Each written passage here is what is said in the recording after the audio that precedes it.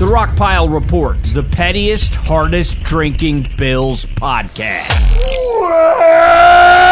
Welcome, everybody, to another edition of the Rockpile Report podcast. I'm your host, Bills season ticket holder Drew Gear. That's my producer, Chris Kruger. And no matter how redundant it seems that we open the show with that sound and then you hear it from me live, I like doing it, and I'm never going to stop. Chris, Sunday Night Football is weird, isn't it? Because we're not used to being on it? Not only are we not used to being on it, but also, we've been doing it since 2019. I feel like the last meaningful Sunday Night Football game we were a part of was the Duck Hodges game. Yeah. Remember that? That's when it started. Okay. So it's been a few years. We've been getting Sunday Night Football here and there. You had the Chiefs game a few years ago.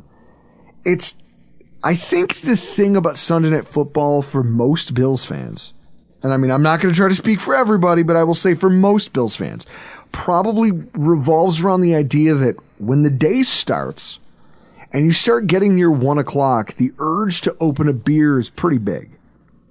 For me, anyway. The urge for me to go into the fridge and crack a beverage is pretty big when that 1 o'clock kickoff happens. But I know I can't, because if I start now, I'm not going to make kickoff. Like, that's fair, right? Yeah, or you just don't start until around kickoff. Yeah, but do you know how hard that is? Football's on. Why wouldn't I also have a beer in my hand? It's not hard. No, it's literally, I only have two speeds. It's either I'm going to play with my kids and kind of like half watch football. If I'm watching football, I have a beer in my hand. You might need to go to AA. No, they wouldn't take me. I don't have any real problems. Like, my problems are that I have a producer who's drinking whiskey during football season. What do you got over there?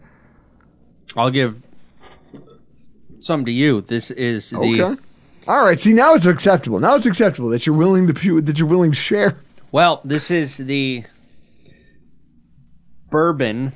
I took a 1910 Old Forester, and what I did was bacon fat washed this bourbon. I don't know if you've ever had a bacon fat washed bourbon. I'm going to have to do it again. What you're going to have to do is make a video on how to do this. Why don't you explain, describe the process? Not hard. Cook bacon, put bacon fat in a jar with bourbon. Not hard. Next time I'm going to try it again at some point, and I'm going to use less bacon fat is what I'm going to do, because I think it's very overpowering. Yeah, I will say, like, this is a very... I'm not going to lie to you. As I sip, I know that this is whiskey, right? Guys, you see this. Those of you watching on YouTube. You see that this is whiskey. What I taste is like a charred...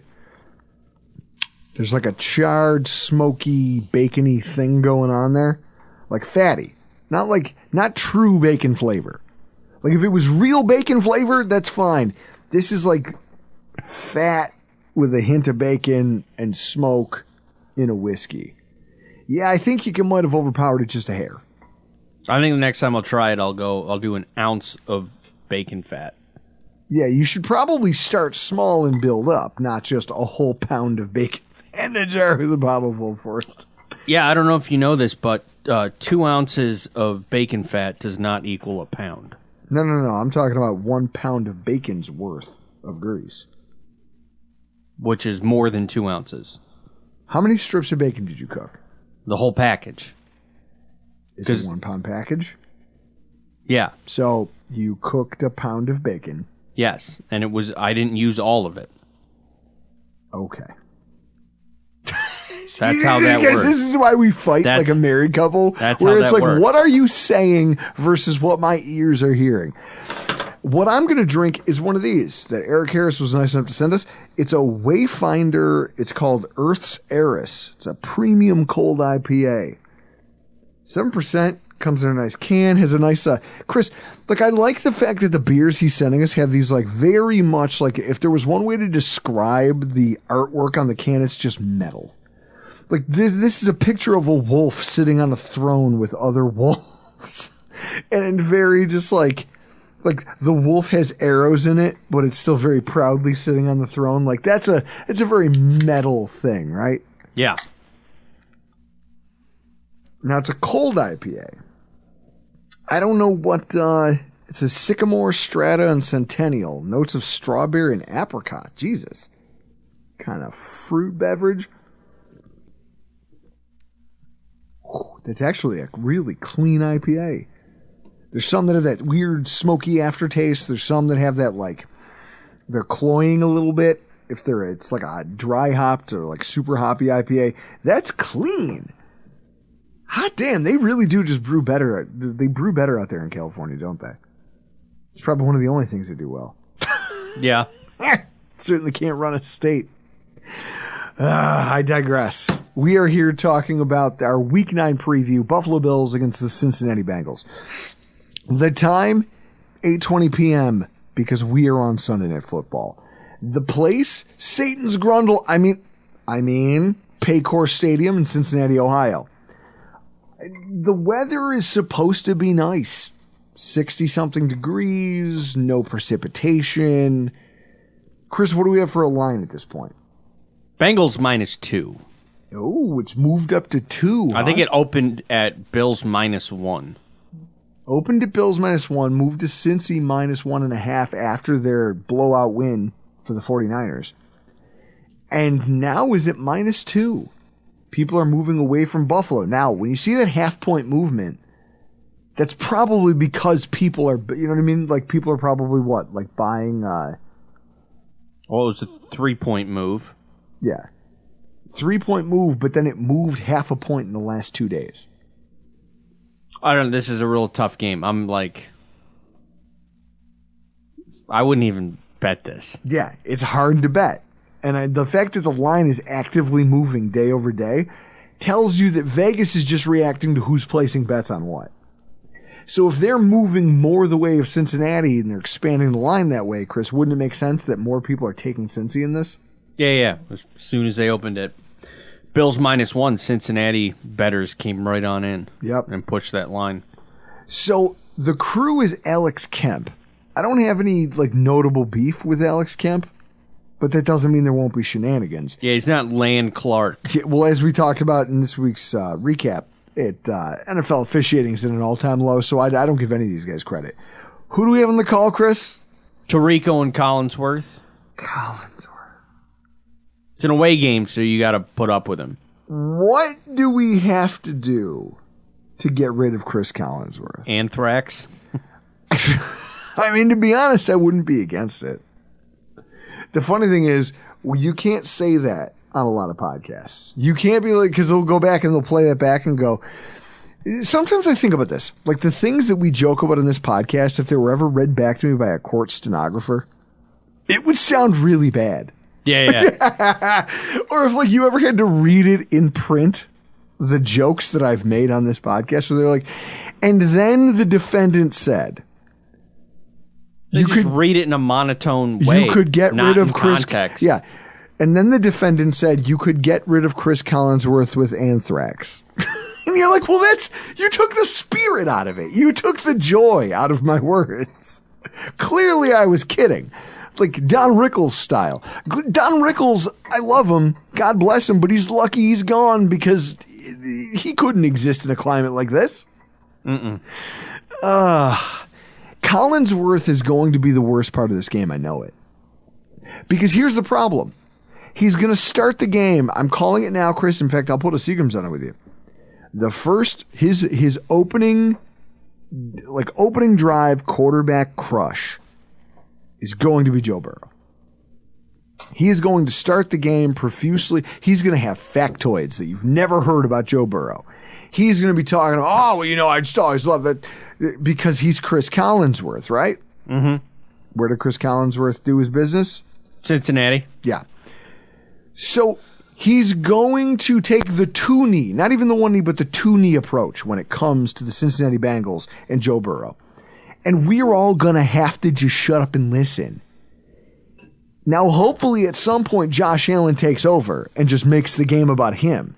Like, I think back to that Thanksgiving game, the broadcast, everyone was there for Dak Prescott putting on a show against the Buffalo Bills, and Josh Allen basically told them all to shut up and hold my beer. Watch me work.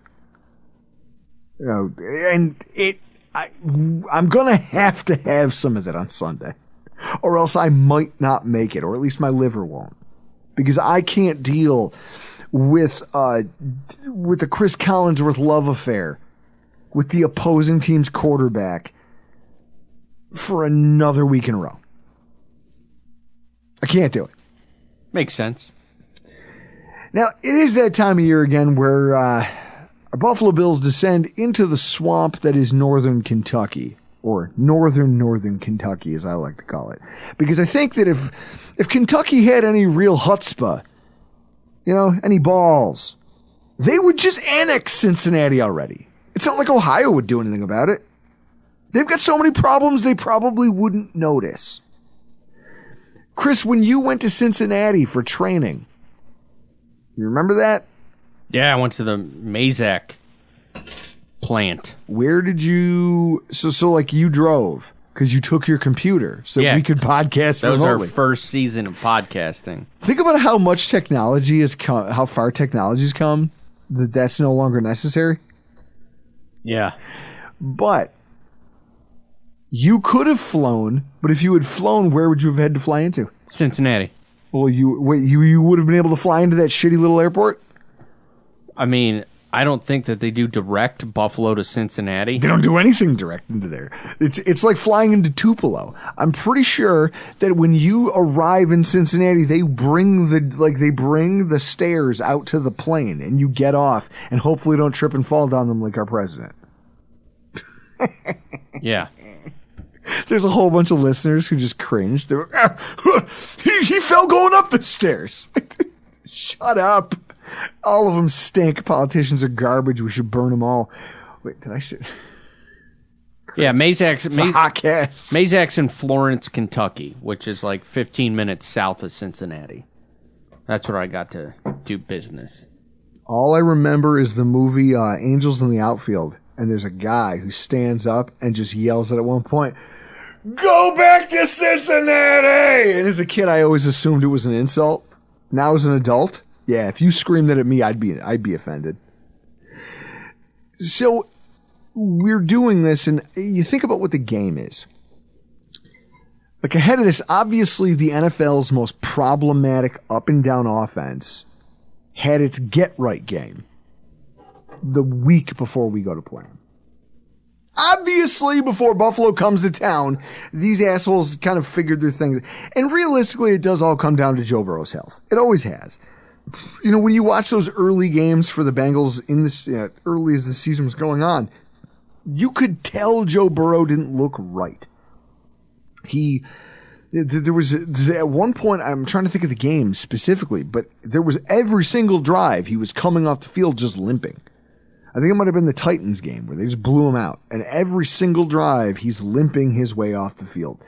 When you have a statue for a quarterback, teams know they can tee off on you with blitzes, corner blitzes. We're going to drop safeties down into the box when he tries to find outlet passes.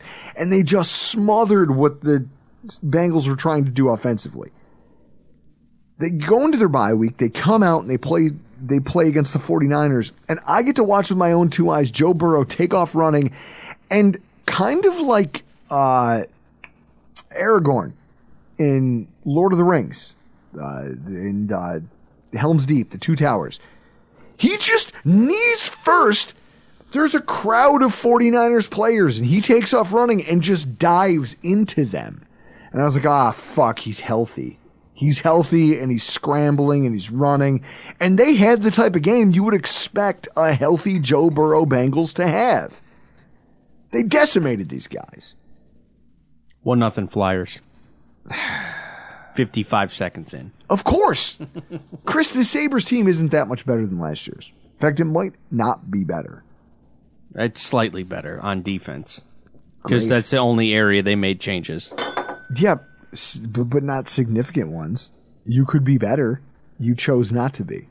They made changes on defense. All right, sorry. The Sabres are going to lose tonight, guys, and it's going to rankle Chris.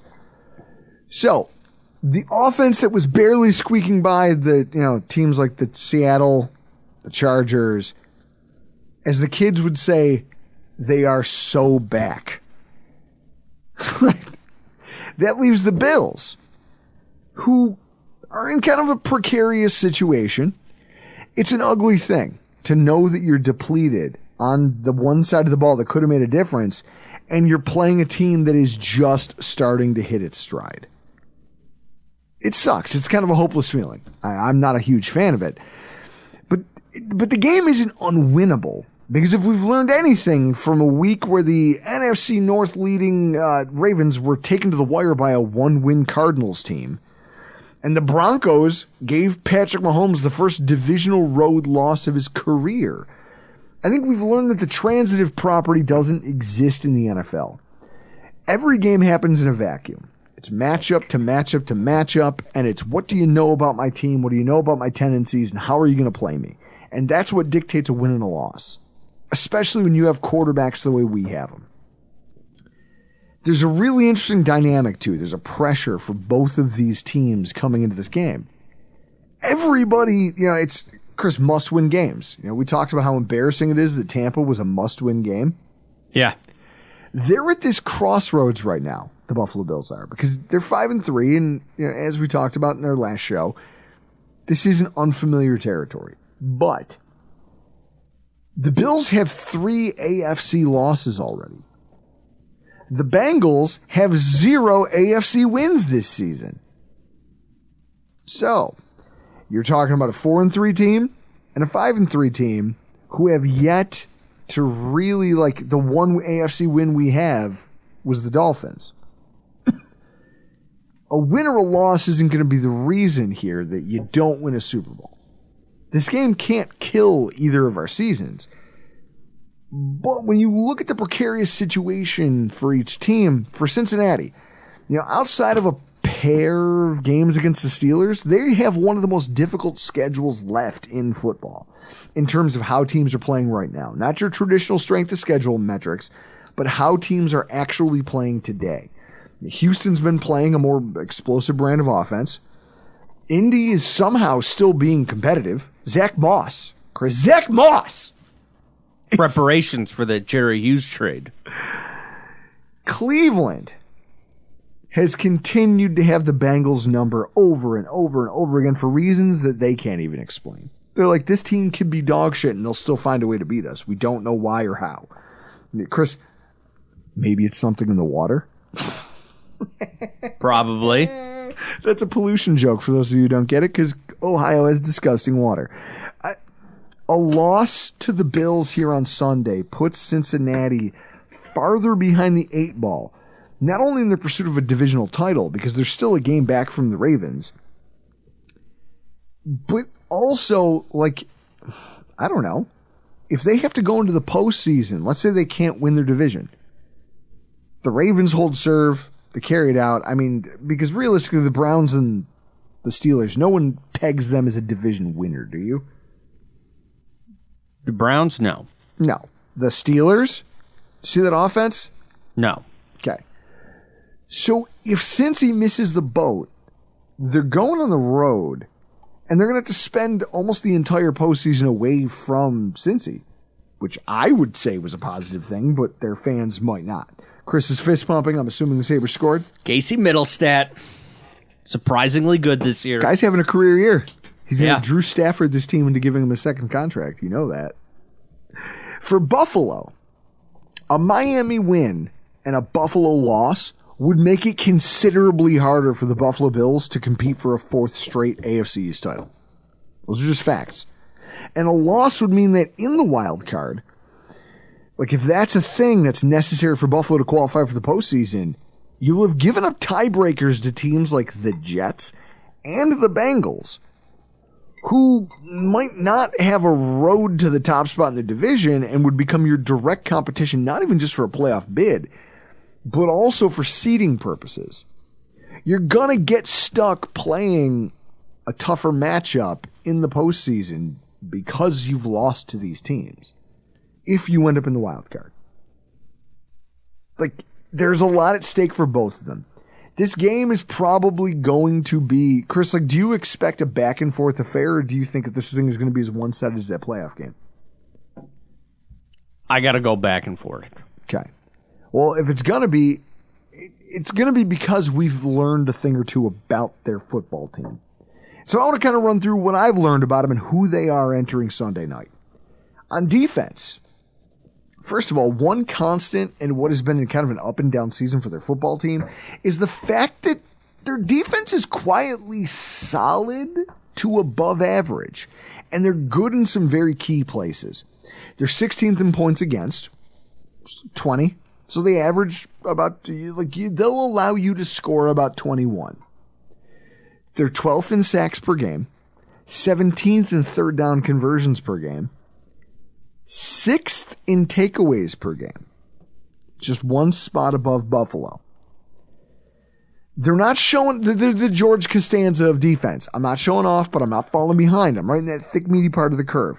And yet I do a few things very, very well. Their defensive ends are a fucking problem, right?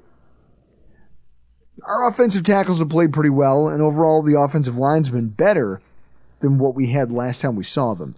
With that said, Trey Hendrickson, his production has been ridiculous. I think you have to add together. You can almost add, like our two top pass rushers in terms of pressures created, Greg Rousseau, Ed Oliver. You have to add their pressures together to equal Hendrickson's production. That's gross, right? Yeah. They have that going for them. Something that we don't have a star on that side of the ball we can point to right now. The Bills' rushing attack has been upgraded, and the Bengals' run defense has struggled at times, but the defensive line is so good that it might not matter. Dorsey is going to have to be in his bag in order to find plays that can get a blocker routinely to the second level to help spring Cook or Murray or whoever they line up in the backfield for meaningful yardage. It's going to be hard to get past that front level of the defense. Like, that's just it's why they're in the middle of the pack. Their linebackers have been average in terms of run defense. It's just that the DJ Reader and Hill and some of these guys that they have there on the depth chart are just so stout. It's hard to open rushing lanes in the middle of that defense and get guys to the second level up on a linebacker. It just does not happen very often. So with that, you're left funneling everything to the outside. And for everything that their cornerbacks might not be, they're very good in run support. Okay? Their defensive backs in coverage are not household names, but there's no glaring liabilities at first glance, and it's hard to find a lot of things that they do wrong. Cam Taylor-Britt is their number one. He's given up a lot of yardage, which we'll touch on a little bit as the show goes on.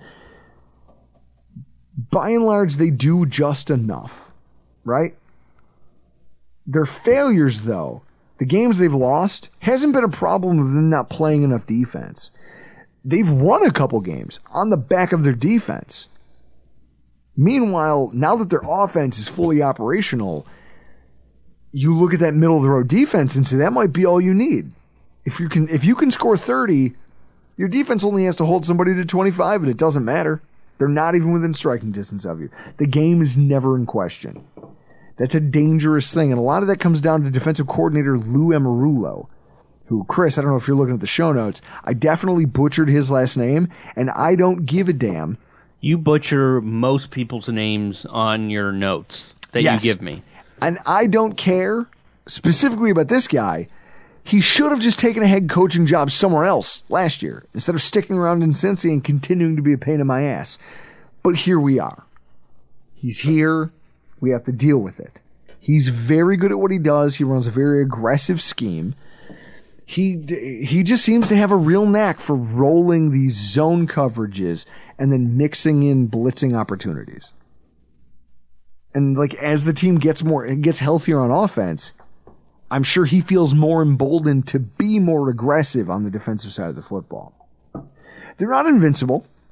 They get a serious pass rush. Linebackers playing some pretty good football this season. Logan Wilson, Jermaine Pratt, They're good players.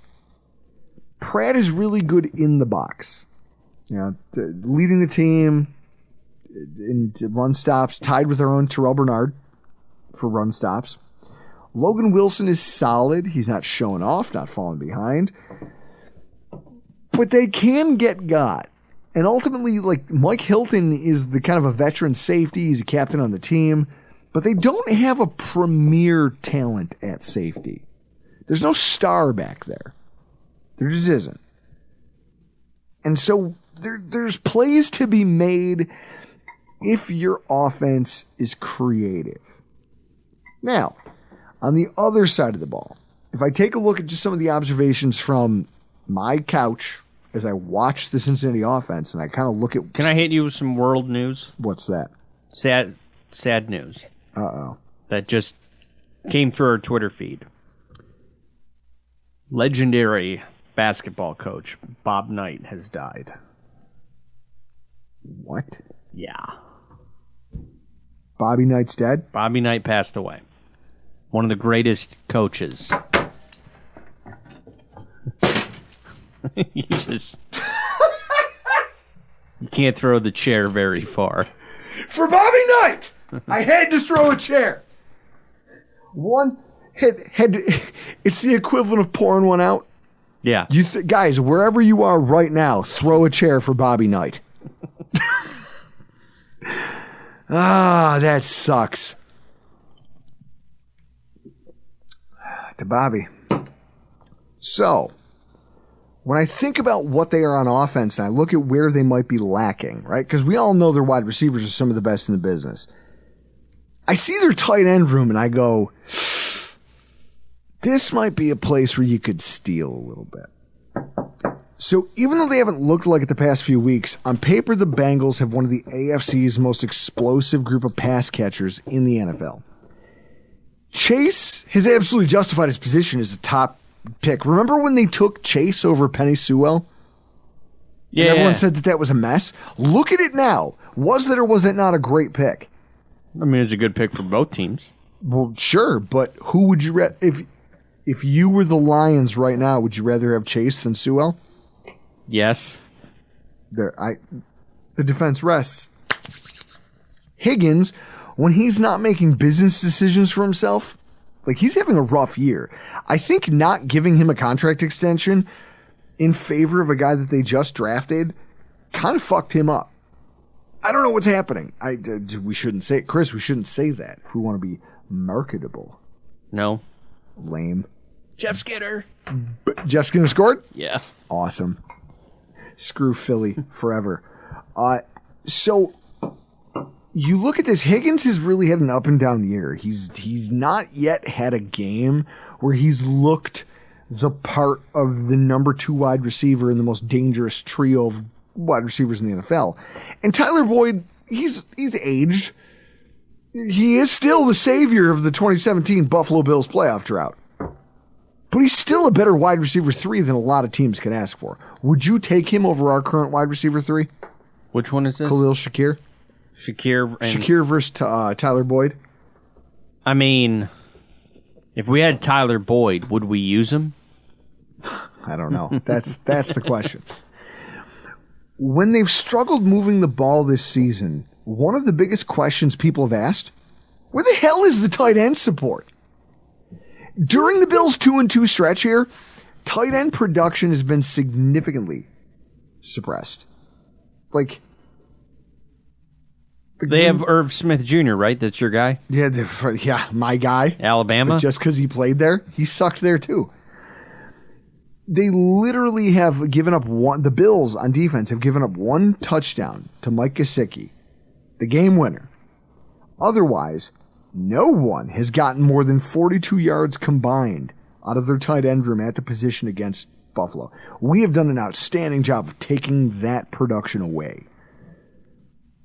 Bills rookie tight end Dalton Kincaid has 30 receptions, 258 yards, 1 touchdown, and 11 first downs. If you look at the Cincinnati tight end room by comparison, the whole room, they've combined for 16 receptions, 107 yards, 3 touchdowns, and 3 first downs. Their most targeted tight end is Irv Smith Jr., and Tyler Irwin. Average depth of target, 5.3 and 3.3 yards downfield. These guys aren't factors. They're not dynamic parts of the offense.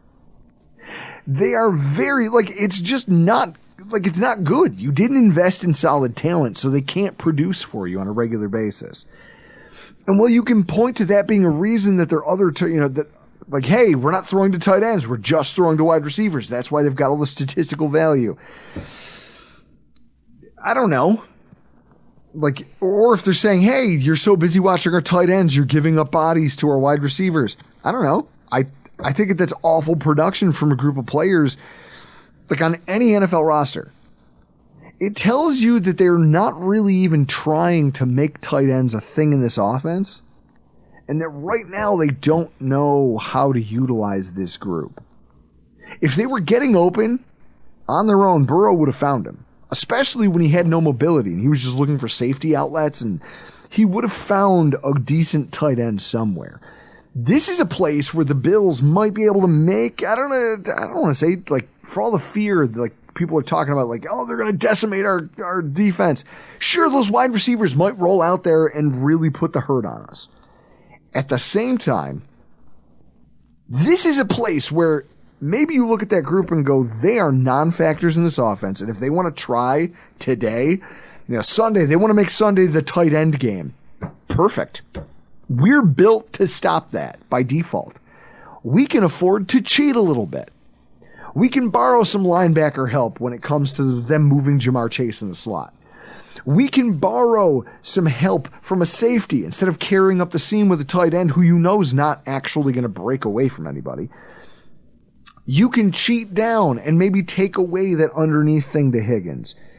There's a little bit of, there's something you can do here when you have this position group that just cannot perform, even when the offense is abysmal and just praying for anybody to make a play. And all the attention is dialed up on these wide receivers. If they can't produce, you can borrow from that and you can throw extra bodies at those positions the way a lot of these teams have. And then when I think about where we're going to do this, the thing that really made the difference early on in the season was pressure. Now, the San Francisco 49ers had a really hard time getting pressure on on this team. I'm just looking at the way I've kind of broken this down here. If I want to talk about pressure statistics, you have to talk about the calf injury. You have to. When Burrow is a sitting duck, teams condense the box. They bring their safeties down. Now they're sending corner blitzes. They're sending, corner and safety blitzes. They're sending blitzes in the A-gap from linebackers because they know that he can't move.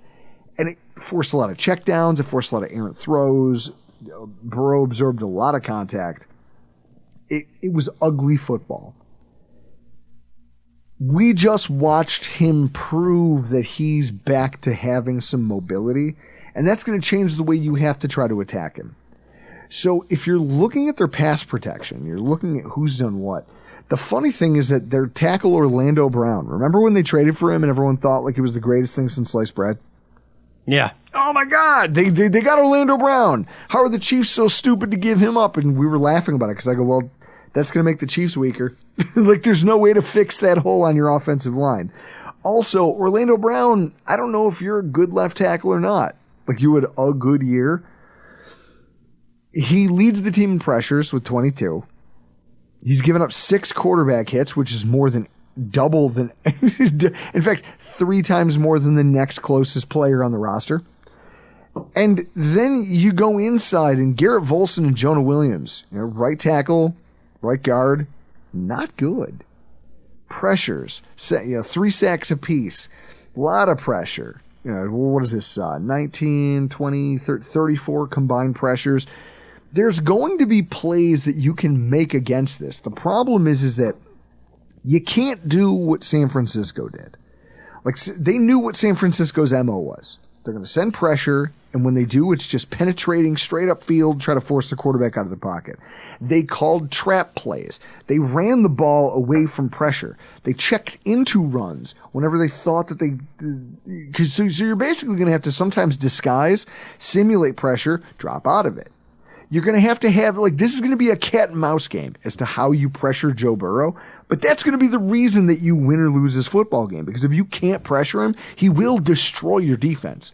Because his wide receivers are too talented to be covered for that long by any secondary in the NFL. I don't care how you bring back the Legion of Boom and you put them up against this wide receiver core, but you give Joe Burrow 3 to 5 seconds to throw, you will get murdered. That's reality of what we're dealing with. It's a daunting task. It's not easy. But there are places you can win. You know, especially along the interior line where we've had some pretty good interior pressure coming from Ed Oliver. We really need Chris. Like, this is where I just... you go back and forth in this, like, hey, Von Miller came back for that England game. And then we had a game a couple weeks ago where he limped off the field after 9 snaps and didn't come back. This is the type of game you need Von Miller, like, quote-unquote, back. I need to see Leonard Floyd. Floyd has been pretty quiet the last couple weeks, hasn't he? Yeah, he has. I need a game, and I need you as a coaching staff to have a game plan for how you're going to pressure this quarterback. If you think back to the AFC title game that sent Kansas City to the Super Bowl, that entire game hinged around quarterback pressures. Who got it? Who didn't get it? Who got too much of it when it mattered most? That's what swung the balance of the contest. And realistically, if Buffalo can't generate it, because like then you watch down the stretch, the 49ers did this thing where they said, fine, if we're blitzing and it's not working, we're going to drop back and play coverage. Yeah, well, you still got jacked up. Jacked up like those old ESPN highlight videos, which apparently, Chris, are now illegal because we have to pretend we care about player safety. Mm-hmm. ESPN doesn't care. ESPN is a bunch of bitches. So, with that in mind, there's places you can win. This offense is going to be a juggernaut. They will move the ball. They will score points. I'm guessing they're probably going to score about 24 in the first 3 quarters.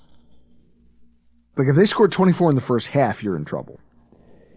24 in the first 3 quarters, okay. You've done a decent job of suppressing what this team is. Now you got to figure out what your plan is. Chris, it's going to be hard. But that's what football is, isn't it? Yeah.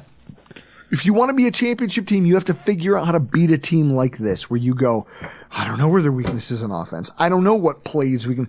Jamar Chase is so otherworldly talented. Let's not talk about it like we don't have our own. Let's not talk about it like we don't have our own otherworldly talented wide receiver. Let's not talk about this like we don't have a young phenom tight end or speed to burn at the wide receiver position if you could ever just orchestrate it appropriately. Let's not act like our running back stable can't make hay. We have weapons too. And so with that, I want to get into this week's keys to victory. Wow, that's a lot of keys. Bigger the keychain, more powerful the man. 2-1 Buffalo. Skinner's goal got called back, and then they scored 15 seconds later with that new guy. Wait, what new guy? Called up Brandon Bureau. Awesome. Who's wearing 15, Eichel's old number. That's awesome.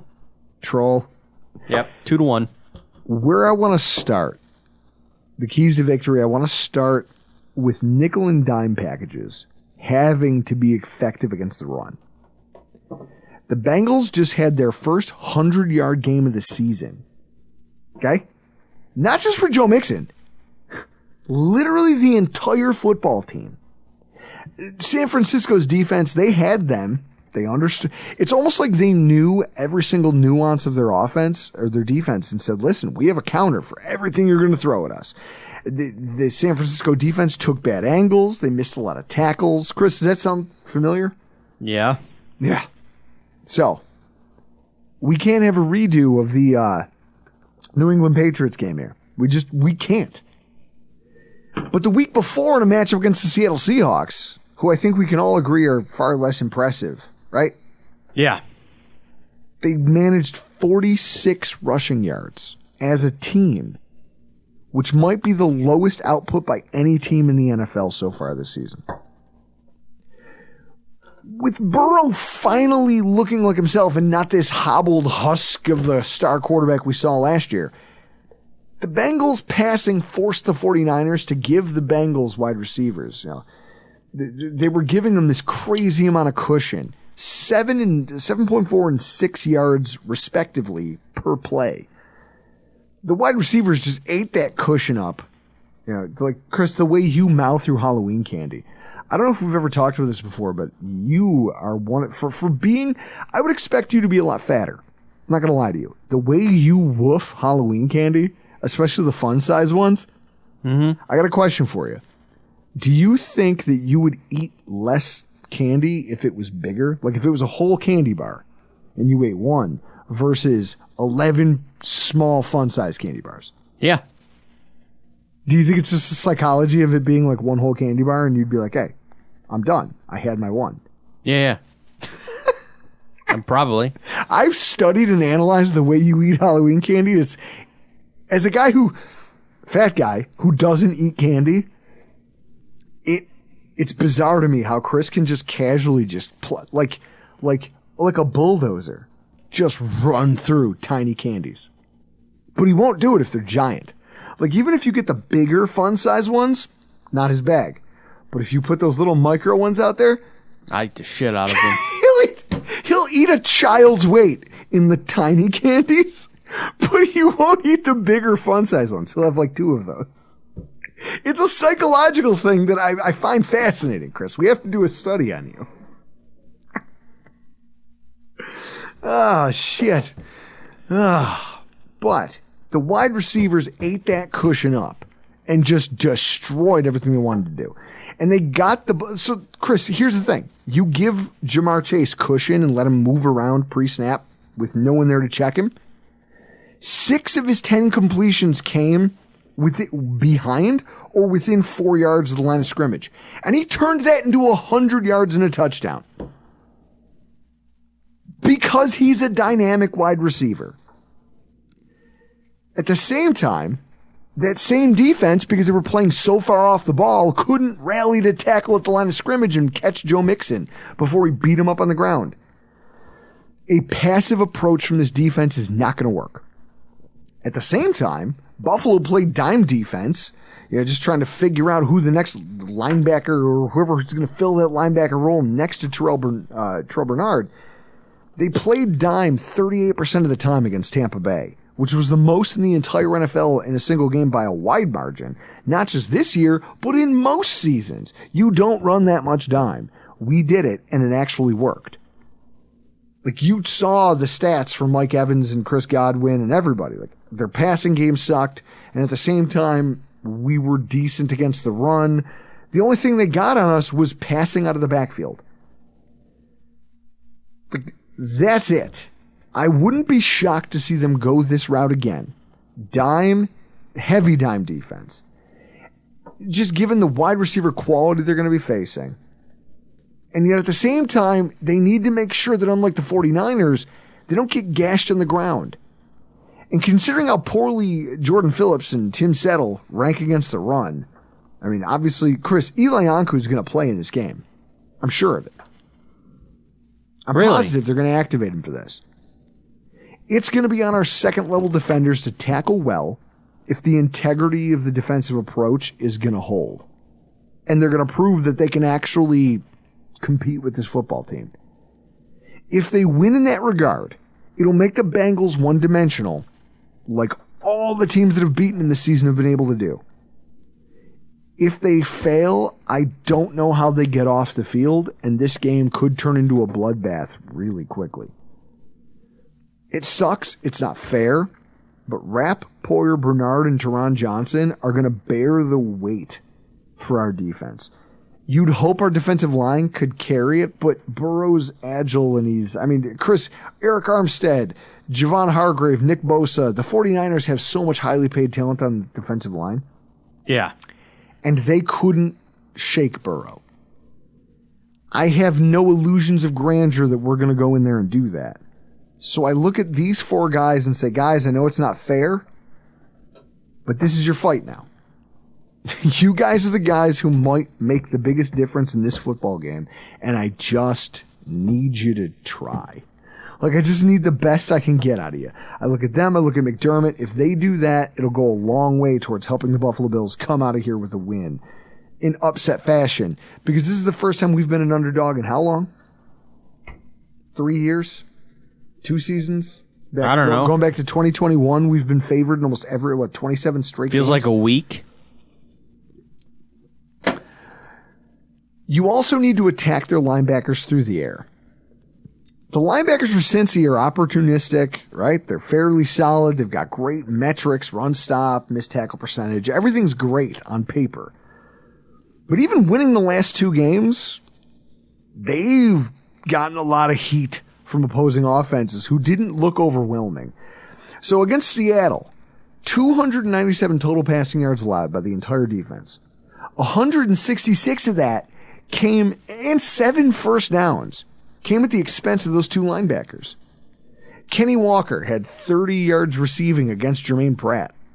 Wide receivers Jackson Smith and Jigba, and 6'4" wide receiver Jake Bobo. Chris, your name is fucking Bobo. But he's 6'4". You know what rhymes with L? What? I can't do it, but bow, and I would elbow you in the stomach. It's a classic joke that you see in Cop and a Half with Burt Reynolds. Yeah, it's you and Benny. Cop and a Half. It's my favorite nickname for you two. Just Cop and a Half. Jackson Smith and Jigba and 6'4" wide receiver Jake Bobo worked those guys for 31 and 43 respective yards and 3 first downs. They moved the chains. They took advantage of the linebackers where they could, and that was what kept Seattle in the game. The 49ers. The defense for Cincy gave up 347 passing yards to somehow to that offense. 137 came to the linebackers, along with 6 first downs. Every time they need a critical stop and it comes to the linebackers, you can target those guys in coverage and exploit them. Like, that's the pattern here over the last 2 weeks. George Kittle, who is the de facto number 1 wide receiver when Deebo Samuel's not there, had 70 yards combined against the 2 linebackers and 3 first downs. Throwing Christian McCaffrey, 43 yards after the catch against Pratt, 2 first downs. They worked these guys using fast players who also could win with size. Chris, we happen to have slot wide receivers, tight ends, and running backs who are all worth something if this quarterback and offensive coordinator ever saw fit to use them properly. We saw splashes of this early on in the Tampa Bay game where they said, hey, this is going to be the offense. We're steering into this. Knowing that the Bengals are unlikely to bring their safeties down into the box on a regular basis and risk getting beat over the top, right? Because they're not going. The reason why, like I alluded to earlier, Cam Taylor-Britt, their number 1 cornerback. He's given up over 361 yards, which is, I want to say 100 more air yards than any other Bills defensive back. He's getting crucified. He gives up a 50% completion percentage, but when he does, it's big. And those safeties are going to have to know that and cover his ass, especially against a wide receiver group like this. So, with that in mind, you're not going to have safeties muddying the box. These linebackers are going to be open and there for the taking. If you can just make a game plan around the size and speed of Kincaid and Shakir, Hardy, Sherfield, whatever you have to do, this is where you want to go on critical plays when you have to get that first down in order to keep the chains moving. These guys have proven that over and over and over again they can give up that yardage. They can give up those plays, and you can make hay there. I also think that really it comes down to Dorsey's game plan and his demeanor. For most of the season, Chris, we watched, Gabe Davis act as this kind of, I don't want to say decoy, but he acted as wide receiver 2 out on the boundary, and that was fine, right? Like, hey, I'll catch a deep pass here and there. You'll find me on a scramble drill when I get open deeper in the secondary, whatever have you. This is from Jacob Gibbs on Twitter. JA Gibbs_23. I want to give attribution because I didn't come up with this myself. It's way too smart for me. The Bills completely changed the role for Gabe Davis in Week 8. Average route depth, 7.2 yards. Davis had never had a route depth lower than 8.5 in a full game. 39% first read target share led the Bills and ranked 8th overall for the week of any wide receiver in football. Gabe Davis was his first read. 6.7 yard average depth of target, which used to be, coming into this game, it was 15.1. He was just your deep threat. Tied Jamar Chase with the most open or wide open targets of 9, according to Fantasy Points data. From a fantasy standpoint, that game last week was the high point for Davis in 2023. They just showcased and Chris, look at the production.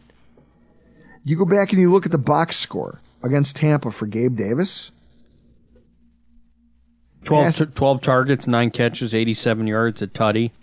Longest was 16 yards. Chris, that's wide receiver 1 production. Like, if we didn't have a Gabe Davis on the other side, a Stephon Diggs, that would be your number 1 wide receiver production.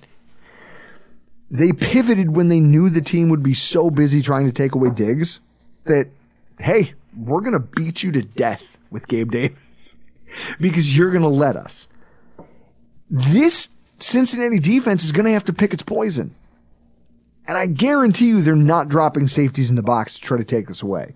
If we can replicate some of this aggressiveness, realistically what it's going to come down to is Dorsey's game plan and the overall demeanor. You know, this idea of every week is its own contest. Every week is its own contest. You know, 1 week at a time. You can't win the Super Bowl in a single game, blah, blah, blah, blah, blah, blah, blah, blah. This week is going to tell us a lot about Ken Dorsey, Josh Allen, and whether the two of them understand yet or not. That the defense, when you get into the playoffs, when you're going up against upper echelon teams, which we play a rash of them after our bye week, it's not enough for you to just play safe football. You know, this complementary football we've been so focused on for the last month and a half. That's not going to get things done. You will lose to these high-octane offenses like Philly, who's not afraid because on every single drive they know it's 1st and 9. Because if they need 1 yard, they have a play that you can't stop. And it changes the way that they call a game. You're going to have to use your offense to win games from here on out. That's what this is. After the losses we've sustained, the way things are going, our defense cannot carry you. It's you that has to earn your paycheck and carry the defense. That means more of this 11 personnel heavy attack.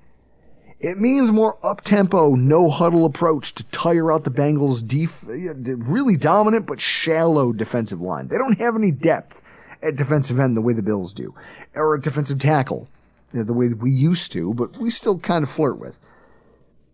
They don't have what we have in terms of this. So it's that Kyle Williams thing. Do you remember that in that iconic speech of his where he's like in the tunnel screaming at everybody? And I remember something he said. He goes, "We drag teams into the deep water where it's uncomfortable. And that's where we win." They're going to have to find a way to do that with this team. And you know how you do it is you score fucking points. Plain and simple. You go out there and you score points. You find a way to turn most drives into scoring drives, whether it's field goals, whether it's, you can't have the second half of the Tampa Bay game. Exactly. I don't want to see the Bills up 10 points in the third quarter and it's 4th and 2, 4th and 1 around midfield. Your bread and butter is your offense and Josh Allen. Let him pick up the first down. Push that drive. Because then if you go from 10 to 17, it's a 3-score game. It's officially a blowout. Got to do that. What we need to see is killer instinct. They've proven they have the tools. They've proven they have the talent. I don't know that they have the will. And that's what I need to see from him, is the will to go out there and impose yourself with all the tools that you've handpicked, that you've cultivated, that you've decided you want to make your thing, but that have proven they can work. I need you to go out there and show that you in hostile territory can impose your will on another football team. If you do that, that's what you need to save your season. If you want this thing to, if you want a shot at a fourth AFC East title, if you want a shot at being a wild card who is to go on the road into another team's house, probably a pretty high seed if you keep losing AFC games, you're going to go into another team's house and beat them as a road underdog in the NFL playoffs. Then you got to show that you can go on the road into someone else's house and punch them in the mouth and impose yourself. I'm not saying it doesn't have to be pretty, but the effectiveness has to be there. And I don't care how you do it. I just know that this is going to tell us a lot about where they are right now. It won't end the season if they lose. But if they win, and it's because of the offense's aggressiveness, think about the places that could send this team as we go on down the stretch here and eventually try to catch up with Miami. God, that's it, Chris. It's just X's and O's and effort. Speaking of effort, to your right, there is a Glenn Karen, and you need to kill that. Put in the effort. I know it wasn't fancy. It's the first time doing a bacon fat wash bourbon. I'll do it again at some point. Just pound that and wrap this up. Guys, I don't know what to say. I can't even try to prognosticate this game. I've seen people already pegging this 30-20. You know, their defense's average is going to hold serve, and they're going to score 30, 35 against the Bills. Some of that's knee-jerk because they just watched what happened to the 49ers, who don't have a real quarterback, and yet just the NFL won't admit it. Pundits won't admit that Brock Purdy's not an upper echelon quarterback. He's Andy Dalton at best. But with that in mind, I find it really hard to try to guess a final score for this game. Chris, the spread is so tight, we can't wager on the spread. What are we doing for a final prediction? I have no idea. I can tell you that at some point on Sunday, I'm going to get a text from Greg Zahn, who I used to work with, who's going to tell me it's going to be 43-5. There we go. Cincinnati. Because he likes to be that guy that sends me a text every week that we're going to get blown out, just so when it does happen, he could say he was right. But you've done it every week. But then when he's wrong, do you ever get a retraction? No. Apology? No. No. When they're playing well, I don't get text messages from him. Chris, don't get mad at him. He's most of Bill's Twitter. I see you people out there. It's all right. Guys, I'm nervous. I'm really dreading having to listen to Chris Collinsworth call his his alma mater's game. This is gross. It's going to be hard. If anything, if there's a tip I could give it, keys to victory, here's one for you all listening at home. Get earplugs. Get earplugs or mute the TV and just listen to Van Halen's greatest hits on repeat. Van Halen, the Stones. You know what I've been big into lately, Chris, is it's actually one of my favorite songs to play on guitar. Can't You Hear Me Knocking by the Rolling Stones? Just that dirty, fuzzy guitar. I would play that on Guitar Hero. Hell yeah. Can't you hear me knocking on the door? Can't you hear me knocking? Oh, guys, I'm gonna go rip some of this right now. I gotta get out of here. But that's what I'm gonna be doing. Rather than listening to Chris Collinsworth, I hope some of you will join me. For tonight, we gotta get out of here. I'm Drew Gear. That's Chris Kruger. And this has been your Week 9 preview.